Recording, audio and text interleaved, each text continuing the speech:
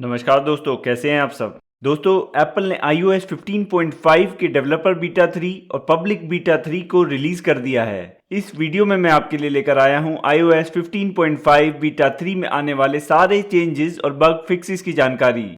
मेरा नाम है सिद्धार्थ और आप देख रहे हैं टेक्नो एडिक्ट्स इंडिया।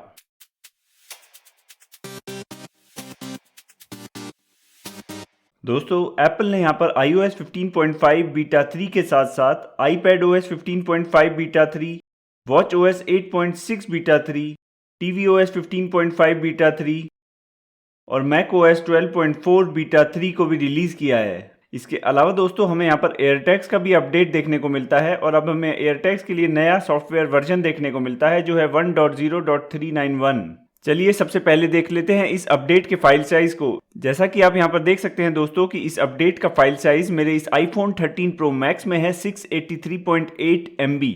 अब नजर डाल लेते हैं दोस्तों इस अपडेट के बिल्ड नंबर पर। आप यहाँ पर देख सकते हैं कि इस अपडेट का बिल्ड नंबर यहाँ पर शो हो रहा है 19F5062G। दोस्तों, इस नंबर में लास्ट में G का मतलब ये है कि अभी हमें यहाँ पर iOS 15.5 के कुछ और बीटा रिलीजेस देखने को मिल सकते हैं। चलिए अब देखते हैं कि इस अपडेट में हमें क्या नया देखने को मिलता है। सबसे पहला चेंज दोस्तों जो हमें यहाँ पर देखने को मिलता है वो है नया मॉडर्न फर्मवेयर। दोस्तों, iOS 15.5 बीटा 3 में हमें नया मॉडर्न फर्मवेयर नंबर देखने को मिलता है 1.61.00, जबकि iOS 15.5 बीटा 2 में हमें मॉडर्न फर्मवेयर देखने को मिलता था 1.60.00। तो दोस्तों, इस मॉडर्न फर्मवेयर अपडेट का मतलब ये है कि अगर आपको iOS 15.5 बीटा 2 में कोई नेटवर्क कनेक्टिविटी इश्यूज आ रहे थे तो वो नेटवर्क कनेक्टिविटी इश्यूज अब यहाँ पर रिजॉल्व होने की उम्मीद है। इसके अलावा दोस्तों, इस अपडेट में हमें कोई मेजर चेंजेस देखने को नहीं मिलते हैं। एक छोटा सा चेंज दोस्तों हमें सफारी में देखने को मिलता था iOS 15.5 बीटा 2 में कि जब हम यहाँ पर शेयर वाले ऑप्शन पे टैप करते हैं सफारी में तो यहाँ पर ये जो फाइंड ऑन पेज वाला जो ये आइकन है, इस फाइंड ऑन पेज वाले आइकन में हमें यहाँ पर चेंज देखने को मिलता था। इसके अलावा दोस्तों हमें यहाँ पर iOS 15.5 के बीटा 3 के कोड में कुछ चेंजेस देखने को मिलते हैं। आप यहाँ पर देख सकते हैं कि यहाँ पर कुछ चेंजेस मेंशन्ड हैं, जैसे कि यहाँ पर चेंज मेंशन्ड है आई मैसेज से रिलेटेड। यहाँ पर हमें आई मैसेज में एक टेक्स्ट में चेंज देखने को मिलता है, जहाँ पर पहले हमें देखने को मिलता था contact who are using iMessage, इसको चेंज करके दोस्तों कर दिया गया है people who are using an Apple device. इसके अलावा दोस्तों यहाँ पर हमें कुछ चेंजेस देखने को मिलते हैं एप्पल की कार कीज से रिलेटेड। इसके अलावा हमें यहाँ पर चेंज देखने को मिलता है स्पोर्ट्स किट से रिलेटेड और होम किट से रिलेटेड। इसके अलावा दोस्तों एक चेंज हमें यहाँ पर देखने को मिलता है फोटोज ऐप में। फोटोज ऐप में दोस्तों हमें यहाँ पर एक चेंज देखने को मिलता है कि अगर हम यहाँ पर किसी सेंसिटिव लोकेशन पे फोटोज खींचते हैं तो उस सेंसिटिव लोकेशन पे खींची गई फोटो दोस्तों अब हमारे फोटोज मेमोरी में ऐड नहीं होंगी। एप्पल ने दोस्तों यहाँ पर कुछ सेंसिटिव लोकेशन की लिस्ट शेयर की है, जिस लोकेशन पे अगर आप फोटो खींचते हैं तो वो फोटो आपकी फोटोज मेमोरी में ऐड नहीं होगी। तो ये एक चेंज हमें यहाँ पर देखने को मिलता है फोटोज ऐप में। तो दोस्तों ये थे वो कुछ चेंजेस जो हमें यहाँ पर iOS 15.5 बीटा 3 में देखने को मिलते हैं। अब बात कर लेते हैं दोस्तों कुछ बग फिक्सेस की जो हमें यहाँ पर देखने को मिलते हैं iOS 15.5 बीटा 3 में। सबसे पहला बग फिक्स दोस्तों जो यहाँ पर हमें देखने को मिलता है वो मिलता है एयरड्रॉप से रिलेटेड। दोस्तों iOS 15.5 बीटा 1 और बीटा 2 में काफी सारे यूजर्स के लिए एयर ड्रॉप फीचर ठीक से काम नहीं कर रहा था, लेकिन दोस्तों iOS 15.5 बीटा 3 में अब लगता है ये एयर ड्रॉप का फीचर फाइनली ठीक से काम कर रहा है। आप यहाँ पर देख सकते हैं कि मेरे फोन में एयर ड्रॉप परफेक्टली काम कर रहा है। एक इशू था दोस्तों जो हमारे कुछ सब्सक्राइबर्स ने हमें रिपोर्ट किया था कि वो था हीटिंग से रिलेटेड। कुछ यूजर्स से दोस्तों ये प्रॉब्लम फेस कर रहे थे कि iOS 15.5 बीटा 2 को इंस्टॉलेशन के बाद उनके फोन में उनको हीटिंग देखने को मिल रही थी। मुझे पर्सनली दोस्तों iOS 15.5 बीटा 2 में ये हीटिंग का इशू अपने इस आईफोन 13 प्रो मैक्स में देखने को नहीं मिला था और iOS 15.5 बीटा 3 के इंस्टॉलेशन के बाद भी दोस्तों यहाँ पर मुझे कोई हीटिंग इशू देखने को नहीं मिला है। तो मुझे लगता है दोस्तों iOS 15.5 बीटा 3 के बाद ये हीटिंग का इशू एप्पल ने यहाँ पर रिजॉल्व किया है आईफोन्स के लिए। नेक्स्ट इशू है दोस्तों जो काफी टाइम से चला आ रहा है और वो है आईफोन के स्टोरेज से रिलेटेड।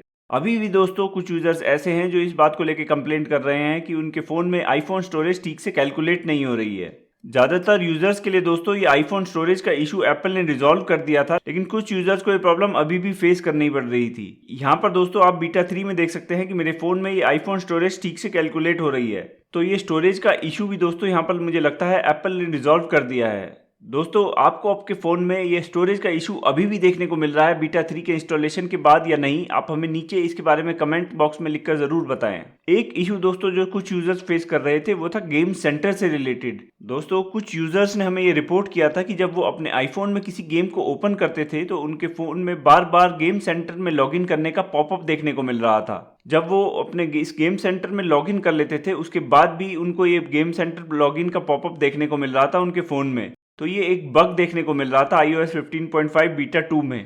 दोस्तों इस बग को भी एप्पल ने यहाँ पर बीटा 3 में रिजॉल्व कर दिया है और अब होपफुली आपको ये गेम सेंटर पॉपअप का ये प्रॉब्लम देखने को नहीं मिलेगा। नेक्स्ट इशू दोस्तों जो कुछ यूजर्स फेस कर रहे थे वो था एयरप्ले से रिलेटेड।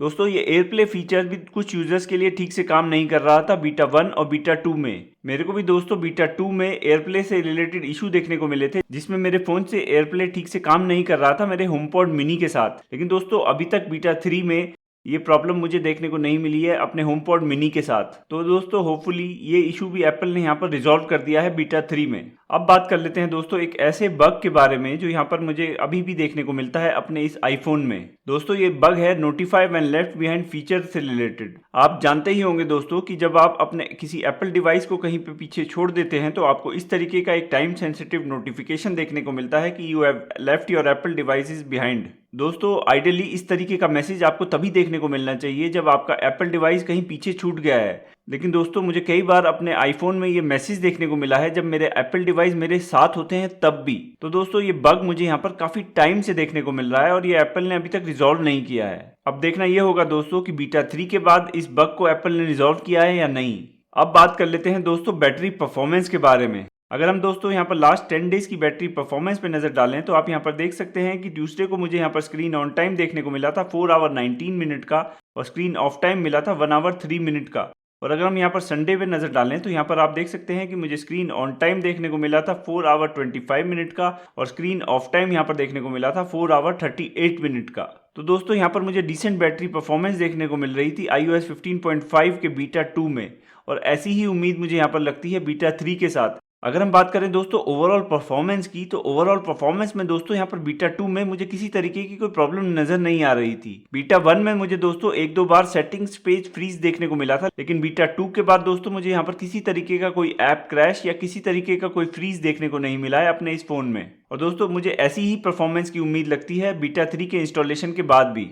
अब बात कर लेते हैं दोस्तों iOS 15.5 के रिलीज शेड्यूल के बारे में। तो दोस्तों यहाँ पर iOS 15.5 का बीटा 3 हमें देखने को मिला है 26 अप्रैल को। अब दोस्तों मुझे यहाँ पर लगता है कि हमें iOS 15.5 का बीटा 4 नेक्स्ट वीक यानी कि 3 मई को देखने को मिल सकता है। तो दोस्तों ये थे वो सारे चेंजेस और बग फिक्सेस जो हमें iOS 15.5 बीटा 3 में देखने को मिलते हैं। हमें उम्मीद है कि आपको ये वीडियो यूजफुल लगा होगा। अगर आपको ये वीडियो पसंद आया हो तो इसे लाइक करें, अपने दोस्तों और परिवार के लोगों के साथ शेयर करें, हमारे चैनल को सब्सक्राइब करें और बेल आइकन को दबाना ना भूलें जिससे जब भी हमारा कोई नया वीडियो आए तो आपको उसकी जानकारी मिल सके। धन्यवाद।